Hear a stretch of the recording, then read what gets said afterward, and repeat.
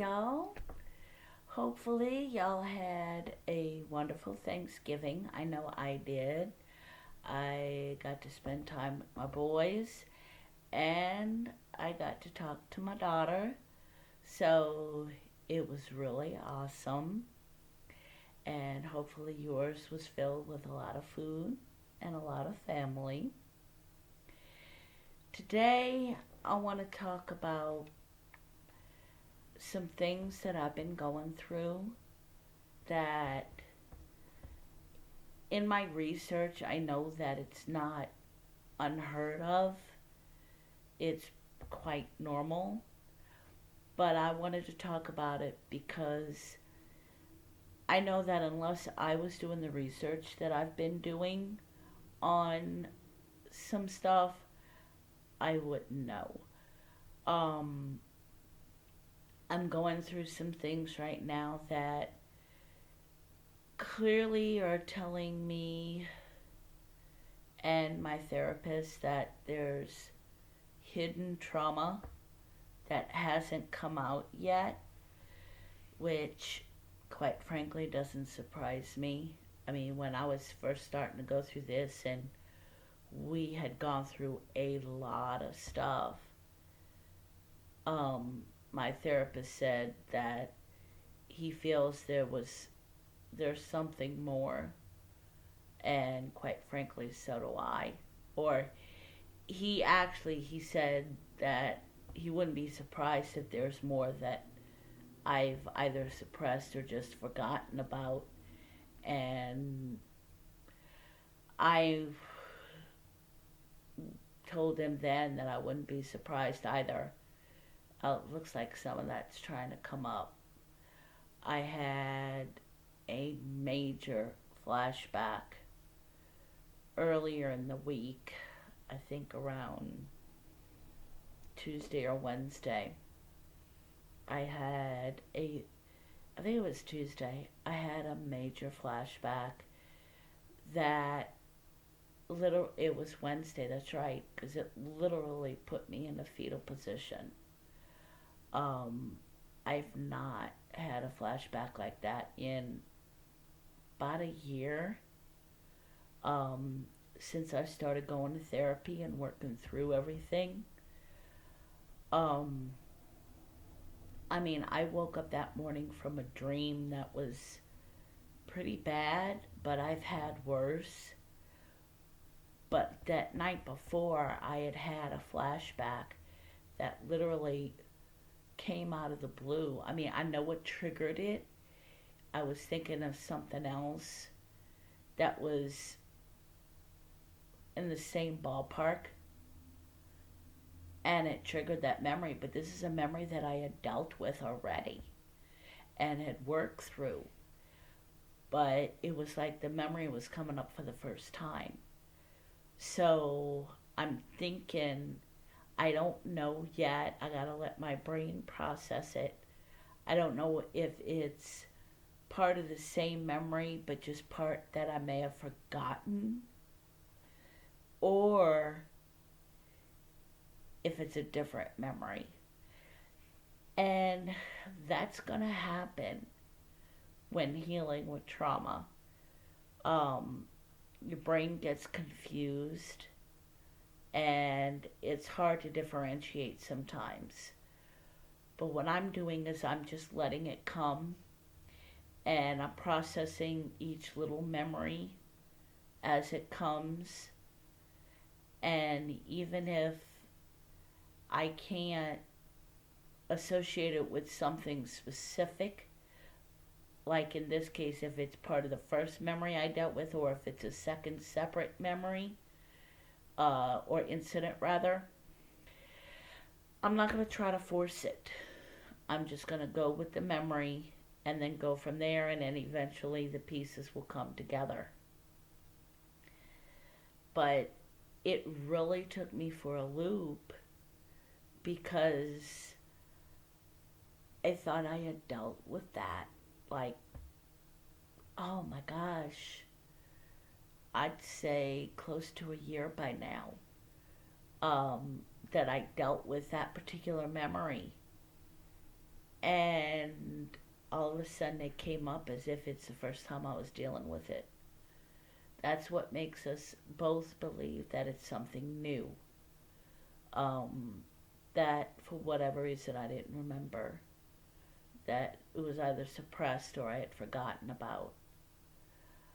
Um, Another thing that just happened to me today. I've told y'all how I'm now director of children's ministries at my church. And I was going over a lesson plan for tomorrow using a Christian kids show. Because of copyright things, I don't want to mention the name. But in this show, and it's geared towards kids, so it's not, horrible. And it's a show that my kids used to watch, especially my youngest, when he was little. So it's not like I wasn't familiar with it. And what the content was about was forgiveness and conflict. And in the program, in this episode, was a brother and sister. The sister was learning how to read, and she wasn't doing as well as the brother, and the brother was teasing her and saying mean things to her. And so that's the gist of it. Well, that brought up, that dang near triggered me. Just that, a children's program. And thankfully, I recognized where it was coming from. And I was immediately able to talk myself down. But even a kid's show triggered me. Because the way the brother was talking was real mean. And it brought back memories of how I was talked to by my ex and by my father.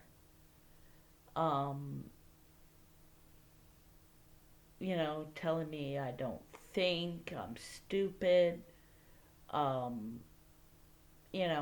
you name it. And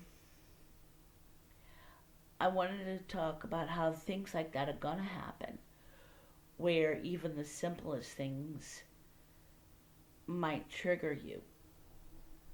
And it doesn't mean you're not healing, because I'll tell y'all, I can't tell you how many times I've talked to my therapist where I feel like I've gone three steps forward and 2 steps back. Because it's like, wait a minute, did we not just move forward and then this happens? It's just not moving forward. It's simply like a valley. I've talked about this before. And I don't know if I've explained it like this, but when I went to Colorado and we were going up the mountains, I, being as I've never been to the mountains, I mean, where I'm from, we're the ultimate flatland. And then where I live now, there's hills and stuff, but no mountains. So in my mind, when you're going up a mountain, it's a steady way up. And I noticed, and I was thinking about it as I was in the van. My daughter was driving, because she had lived in Denver for a while, so she knew how to navigate mountains, so I let her drive. And I was looking at this beautiful scenery, and my brain was starting to comprehend everything. And then it dawned on me. We're going up the mountain. We're going like this, and then there's times where we're going straight, And then there's times where we even go down before we start climbing back up again on the road.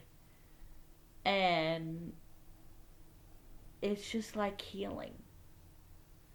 You, it's not a straight run straight up. You may be going up, up, up and healing really well, and then you may hit a plateau, which I've hit plenty of them, where I feel like I'm just hovering. And then there'll be times when you go down and you feel like some of the progress you've made has been undone. But then you go back up again. Just like that on the mountain when we were going up and down. That's how healing is. And there have been times when I swore I felt like I was back at maybe not square one, but square five instead of square 10. But then something happens with like a victory. Like this kids program, how it triggered me. Well, mildly, it started triggering me. And I immediately recognized it and I talked myself down. Just like on Wednesday morning when I had that awful triggering moment when I woke up and I was literally in a fetal position and didn't think I was going to be able to get out of bed. And a song kept going in my mind. I couldn't remember all of it at first. It was a song by Chris Tomlin, Whom Shall I Fear? And I was remembering bits and pieces of it because my brain was, all uptight and everything. But that song kept coming through little bits and pieces. And then I remembered it. And I'm like, oh. And I put it on my phone app. Because I keep my phone by my bed like everybody. And I put it on my phone app. And I started belting that song out and singing it as best as I could through the tears. Because I was crying my eyes out. And that's what got me out of it. It was the reality of the song. Of course, remembering that God is there and He's got angel armies protecting me and you. And that just brought me back into reality because I was telling myself it's not real, it's okay. But it wasn't hitting home, so to speak. But when I started singing that song, it snapped me out of it. And whereas a few minutes before that, I didn't know if I was going to be able to get out of bed and even go to work, much less the appointment I had at the chiropractor. Sure enough, I was able to. It took a few minutes, and y'all, I was in fight or flight mode because I was shaking. I was shaking as if I was coming down from fight or flight mode. That adrenaline rush and now coming down from it. And so I was coming down from it and I was able to get up, get myself dressed, and get myself to the appointment. And I went to my chiropractor's appointment. He adjusted me. I got home, and I had a really good day. Well, pretty good day. I mean, I had to work, so, But, so, when you go through these times when you have valleys, or even plateaus, it's not that the healing has stopped or that the healing is undoing itself. It's just a different part of the journey. Because you got to go through those valleys. You got to go through those plateaus to get to the other side. And it's not going to be a straight run. It's not, just like on a mountain, it's not going to be straight up. It's going to go like that. But you get there. And you'll get to the other side. And if you're one like me, who has CPTSD, complex post-traumatic stress disorder, that's, as the word, more complex. And in it, because it means that there's more than one trauma involved in what you've gone through. And because I've gone through a lot at the mercy of my ex and at the mercy of my father, a neighbor, even guys I've dated. So it's a lot of complex things there that take time to unwind. Kind of like a ball of yarn that got all tangled up. You know, you got a ball of yarn, for those that like to crochet or knit, got this ball of yarn. And you got it perfect. Then your cat discovers it. And it's not so perfect.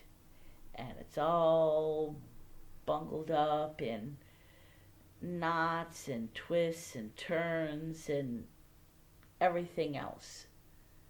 And so you gotta sit there and unknot everything, inch by inch. I mean, obviously you can't unknot the entire thing all at once, because one thing is knotted and it's connected to another thing that's knotted, so you can't unknot that other thing until you unknot this. And you can't unknot that till you unknot this and then unknot this. So that's how healing from trauma is. You're unknotting little things, and admittedly, it may not be in order. Because, I mean, that's been the entire healing for the year and a half now. Over a year and a half. I was going in, unknotting things, the worst things, and that I started off with the worst thing I could think of, to go through that therapy for, or to work on that particular thing. And my therapist looked at me when he asked, so which thing do you want to go through first? And I told him, and he's like, you do realize that's going to stir other things that are connected to it. And I'm like, I know, but I can't undo those until I undo the worst of it. I gotta go through the hardest one first. And going through the hardest one first will help the rest make more sense. And he warned me, because he's like, you're wanting to stir the pot big time. You know, the crap pot. And I'm like, it's gotta be done. And oh boy, did it ever. When I went through I'm not suggesting to anybody that you go through the worst thing first. it worked for me because that's my personality. Just jump in with both feet and get it done. Um, you know, run at it with both barrels and go from there. Um, but that doesn't always work for everybody. What worked for me may not work for someone who doesn't have that personality, who has a different personality. Um, Even my therapist thought that it was a mistake. Um, Looking back on it, I don't think it was. I don't feel it was because that helped me do away with the worst of everything. And this particular thing I'm thinking about didn't have to do with my ex directly, but things that happened here, my ex mimicked. Um, just to get back at me when he was mad and when we were fighting and stuff like that. Because I've told y'all that I I was raped, and my ex would reenact the rape just because we were fighting and he wasn't getting a reaction in any other way. So he would do things that the rapist did, um, just to get a reaction out of me, because he knew that would be the one thing that I couldn't suppress. And so I knew that that would stir things up with my ex. Well, with my trauma dealing with my ex. But I wanted to get it done so that way it would bring out the other stuff. Like I said, it worked for me. I would not recommend it um, unless you're in a place to where you feel you can handle it like that, because that was rough. Because it started bringing up memory after memory after memory after memory. I mean, they started coming at me like almost like a machine gun. I mean, that's how it felt. Memories that I totally forgot about. Memories that I didn't even remember happening. And that I had to, some of them were so outlandish, I had to sit there and really think, did this happen, or is this my mind melding two or three memories together? Um, because they were just like things that I had not even thought of. And that's going to happen when you're healing from trauma. Um, you're going to get memories literally out of the blue. You're not going to remember them until they come up. And then you're going to be like, where did they come from? But what you got to remember is they're part of the past. So therefore, part of the past is no longer relevant. Yes, it happened. And your feelings are very relevant. And your emotions are extremely relevant. And what you're going through now is relevant. But what happened in the past doesn't affect you in the fact that you're safe. You're safe from that past. That past is not going to come back at you. And that what takes the longest for me to realize, or to, because even now I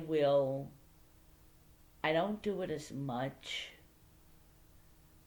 anymore, but for the longest time I would go over in my head, different scenarios that I felt my ex was capable of. And again, that's part of trauma. When you overthink, you start wondering, you know, a person used to do this, and so that could lead to this and this and this. And you're thinking a million different things that the person that caused trauma could do. Um, I know I did. I was coming up with all kinds of scenarios. I still do to an extent, not to the degree I used to. Um, I still prepare. I go over my head, okay, well, if he does this, I'm going to do this. You do that in life. You should always have a plan in place when you have to go to, your local Target at night.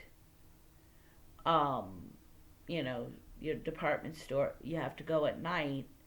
And so you think of scenarios, okay, you're watchful, situational awareness. Um, you're watching out, making, looking at the shadows and stuff. Not being paranoid, but just being mindful. You should always have a plan in place for that. And a plan of what you would do in case. I'm not talking about living your life like that, always being paranoid, but just a plan in your mind of things that you might do. Um, and that's what I had when it came to my ex, except worse. I was thinking all kinds of worst case scenarios. Well, if he does this, he does this. And my therapist stopped me. He goes, okay, so do you think your ex is going to do anything? First of all, do you think your ex wants to be back in jail?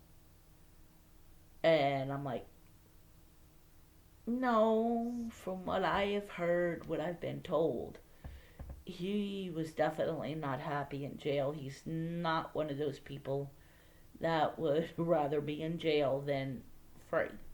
He would rather be free than in jail. And he's like, so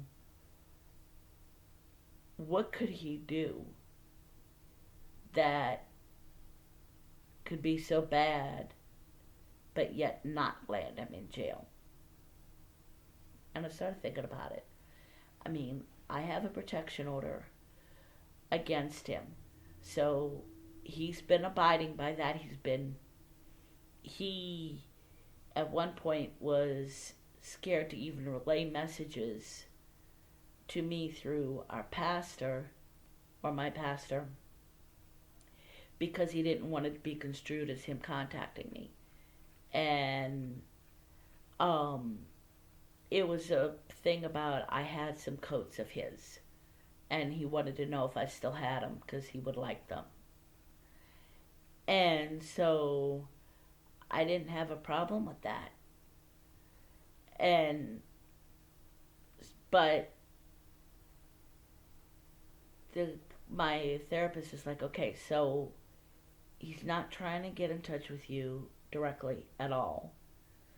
Just relaying a message, something like that, like a coat you happen to have of his that you might still have. So he's not going to do anything to break that protection order. And I'm like, well, no, probably not. And he said, doesn't he also, as part of his probation, he can't get in touch with you at all? That he can't contact you? And I'm like, yeah. So that's a double whammy. And on a third case that he has, which is still open, so I can't comment on it, that also stipulates he can't get a hold of me.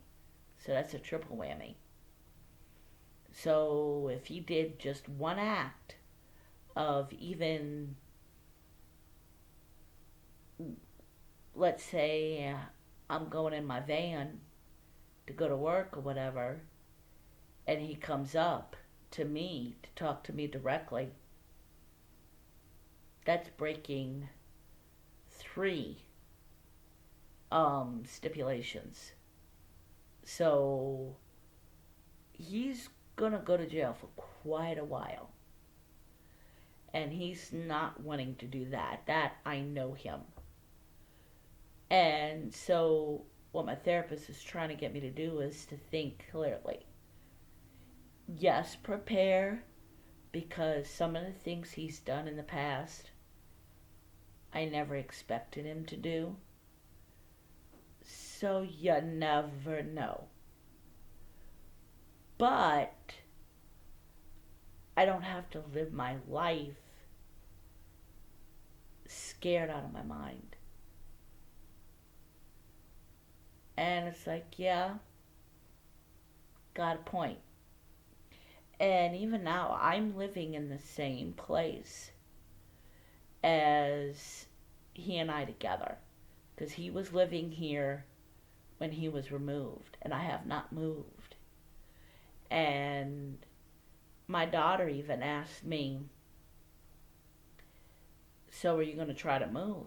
And I'm like, I'm not going to live scared. And yeah, be careful. And my therapist reminded me of that. And I'm like, yeah, I want to be careful and be vigilant and mindful. But I'm not going to come up with all of these scenarios that are way out there. I'm just going to plan, get it solid in my head of things to do in case, and then leave it at that. And that was a hard thing for me.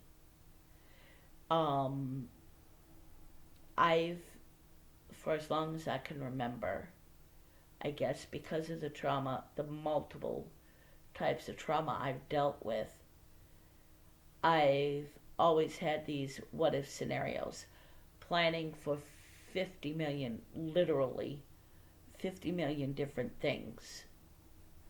When 499,990, 99% of those 50 million things would likely never ever happen. But that's how trauma reprograms the brain. And so you've got to reprogram your brain back. Your brain will, and your body will always be affected in some way. I think I've healed a little bit better than I thought I would because I'm going through chiropractic care, which also helps heal the body.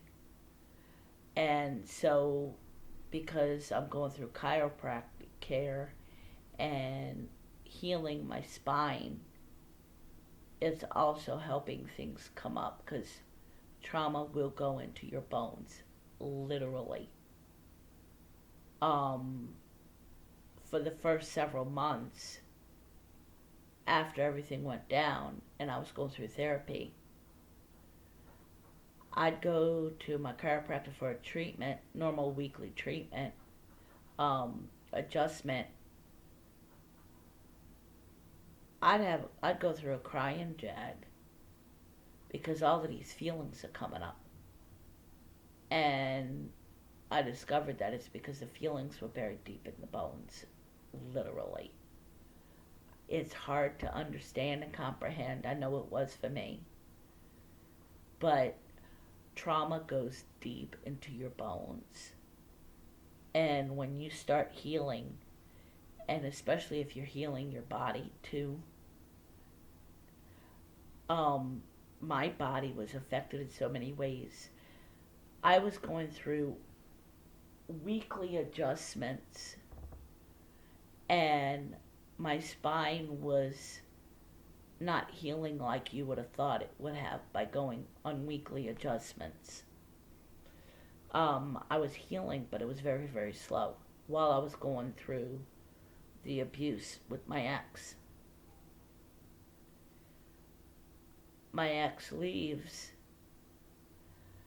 I start the healing process. My back starts healing by leaps and bounds. My back and my hips. I had moderate scoliosis. Now it's barely detectable. And my hips, by the back of my pelvis, where there was two sections that were out of line. One section is now in line completely, and the other one is a lot closer to being in line than it ever was. I was told by a couple of chiropractors that if I'd have gone to a medical doctor, they'd have referred me to surgery, for hip surgery. And I'll believe it, because I saw the x-rays. And so it's amazing how once I started healing emotionally, my body started healing quicker too. Y'all, I didn't realize this, but I was losing hair right up in here. After a few weeks, after everything went down, a few weeks later, I was looking in the mirror and I noticed like stubble right here. And I'm like, what the heck? And I'm looking closer. And then I realized it was new growth. It was hair actually growing back. Because I was such in a going through stressful times that I was losing my hair. And I didn't even realize it. My hair is so thick, as you can see, that I didn't notice really. I noticed that my forehead was getting kind of high. But, I wasn't focused on it because I was going through so much turmoil. But it does affect your body. And I'm rambling here. The point I'm trying to make is healing, you're going to go through times that you think are setbacks. Like with me, with these dreams lately, I've been having horrible dreams, horrible nightmares that I've woken up from in literal, all full out fight or flight mode. And I haven't had those dreams, those types of dreams, since over a year ago when I first started treatment. Or when I started settling down after about a couple of weeks. Or about a week or two, I guess, somewhere around there. And it's just a new part of the journey of healing. Like I said, likely there's more trauma within that. It would not surprise me. In fact, what would surprise me is that I've dealt with all the trauma. I'm sure there's more trauma that I haven't even thought about. So, in a nutshell, be patient with yourself when you're going through all of this, when you think you're having a step back. It's not. It's just another part of the journey. Because you just got to go forward at your pace. I am going at a decent pace. Not fast enough for my liking, mind you. Um, if it was up to me, I'd be completely healed right now. Bibbity bobbity boo, bang. But it doesn't work like that. And my therapist keeps reminding me of that. I didn't get traumatized overnight, so I'm not going to heal overnight. Um, so be patient with yourself. And think about each journey you're on. And remember, the past does not define you. What you do now, that's what defines you. Well, you guys have a good week. Y'all stay blessed and safe. And see y'all next time. Bye.